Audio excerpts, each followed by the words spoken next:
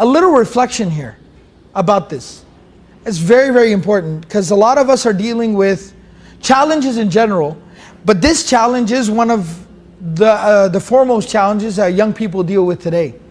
And that is the challenge of temptation, desire, and especially in regards to the opposite gender. Now, one thing to understand here about Yusuf alayhi salam's situation. So of course he's being seduced, this woman is literally throwing herself at him, and she's bolted and locked up the doors. So she's bolted and locked up the doors, why? So that he can't get away, he can't escape. Alright? But at the same time, think about how that makes the test for Yusuf alayhi salam that much more difficult. Because if she has bolted and locked up the doors, and nobody can get in and nobody can get out, doesn't that ensure privacy? So at the same time, the person in that test, couldn't they also think to themselves that nobody's going to find out, I'm not going to get busted, I'm not going to get caught.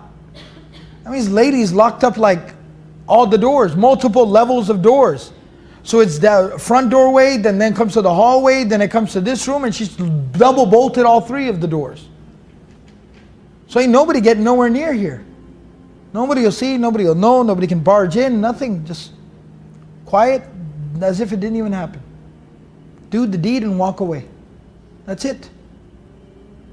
So it makes the test that much more difficult. The first lesson is, what does Yusuf alayhi salam say? She said, وَقَالَتْ هَيْتَ لَكَ.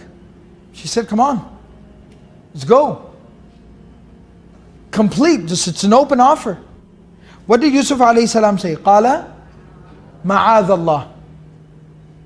I seek the refuge of Allah. The refuge of Allah. Grammatically speaking, ma'adh Allah. The refuge of Allah. This is a maf'ul. Alright, the maf'ul mutlaq. The maf'ul for emphasis, and the verb has been omitted. That help, that example that I gave you earlier. Ma'adh Allah. That I need the refuge of Allah, and I need it now. I need the protection of Allah now. So the first thing it reminds us of is, the only way out of such situations is to remind yourself of Allah. To think of Allah.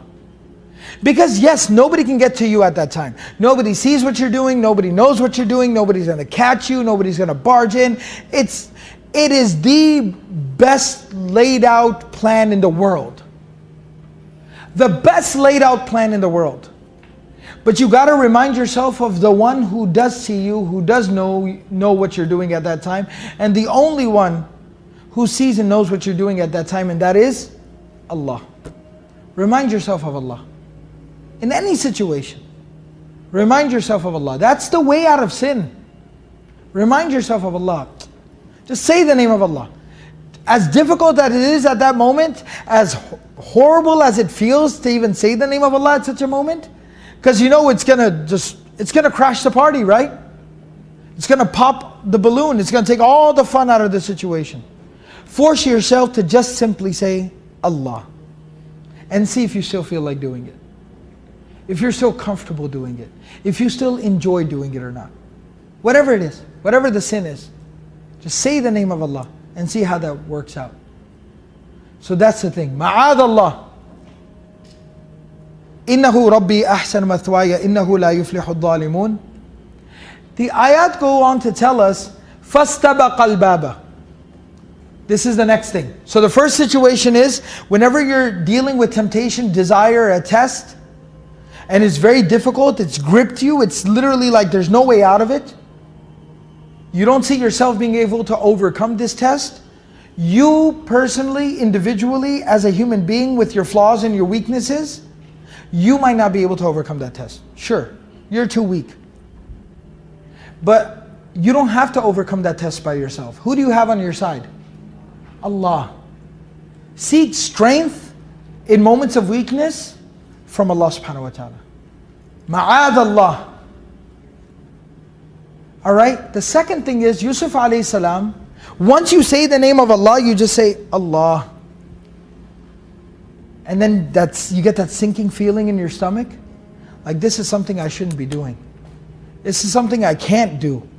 I can't disappoint Allah. I can't disobey Allah. I can't ruin my relationship with Allah for a few moments of pleasure. I can't. and that sinking feeling hits you in the stomach, and you know you got to get out of this situation now, then what's the next course of action? Look what Yusuf alayhi salam does. فَاسْتَبَقَ الْبَابَ. He ran to the door. Literally, فَاسْتَبَقَ, like he ran for his life. Like he sprinted. Istibaq, he sprinted towards the door. He sprinted towards the door. Get out of that situation. But wait a second. Wait a second. The Quran, that's how deep the Quran is. Just when you think, okay, that's a lesson, alhamdulillah, subhanallah, bihamdi, subhanakallah, that's a lesson. Wait a second. Two ayahs ago, it just told us, what did she do to the doors? She didn't just close them, she didn't just lock them, she double bolted them.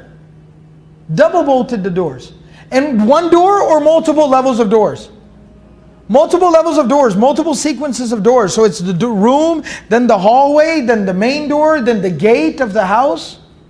Al-abwaba, doors, plural. And she double bolted all the doors. It's like what we say in English when you lock something and you throw the key away. When you lock something and then you throw the key away. Now, what I want you to think about for a second, you got to think a little bit deeper here, okay? So stay with me. Yusuf alayhi salam is a prophet and a messenger of Allah. Aren't prophets and messengers like really intelligent people? They are. Scholars have written, they are not just very intelligent people, they are the most intelligent people. Scholars have written about prophets that when people's intellectual capacity ends, that's where the intellectual capacity of the prophets begins. They are the most intelligent people, human beings. If they are the most intelligent human beings, then sprint. I told you, it doesn't say that he ran to the door, he sprinted to the door. This door is locked. If I just got up from this chair right now or ran full speed ahead towards the door and the door is double locked, double bolted, what's going to happen to me when I get to the door? No. I'm going to run face first into the door. Now I'm a pretty big dude, so I might be able to actually cause some damage to the door. Alright, but you're talking about a palace, you're talking about big old doors, you're talking about normally sized human being. So when that human being runs full speed ahead into a double bolted door, what's going to happen? He's going to hit the door and he's going to fall to the ground. So logically, does it make sense to sprint towards a door that you know is double bolted and double locked? Does that logically make sense? Does that, folks? Come on, people. No, it does not. But what is Yusuf alayhi salam doing? He knows that he's got to get out of this situation. He knows that he has remembered Allah that's given him strength to avoid the temptation. I got to get out of here ASAP. So he runs to the door. Knowing full well, seeing that the door is double bolted. He sees the chain around the handles and the big old padlock on there. He sees that on the door, but he still runs. You know why? Because remember, he put his trust in Allah subhanahu wa ta'ala. He knows that when he reaches that door, what can he do? He knows what's in my capacity is to get from here to the door. That's what I'm capable of doing. So what is he doing? He's getting to the door as fast as he can. He, with his bare hands, cannot open up the chains on the door, the lock on the door. He can't do that. So he says, oh Allah, I'm going to do what I'm capable of. I'm going to do what's within my capacity. And I'm going to leave you to take care of the rest. And does Allah have any limitations to what He can do? No.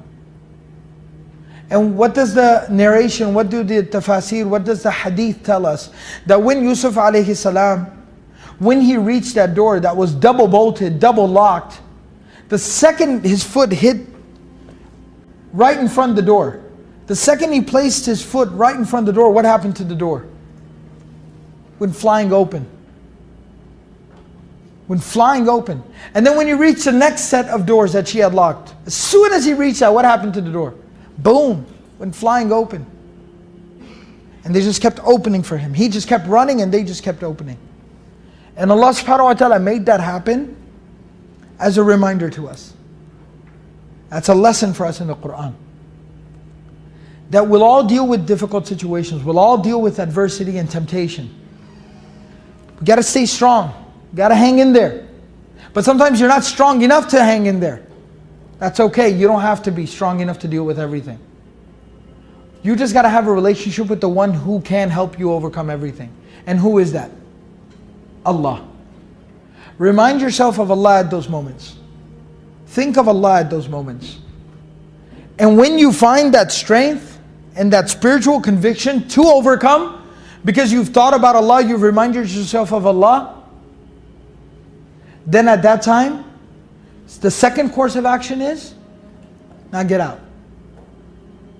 Now get yourself in a better situation. Get out of that place, in that situation that is making you feel tempted. And sometimes it might seem like, but how do I get out of there? Do what you can do. If you can at least go from here to the door, do at least that much. Do what you're capable of. And let Allah subhanahu wa ta'ala take care of the rest. Because remember, Allah has no limitations. And He'll make something miraculous happen for you, like He did for Yusuf alayhi salam.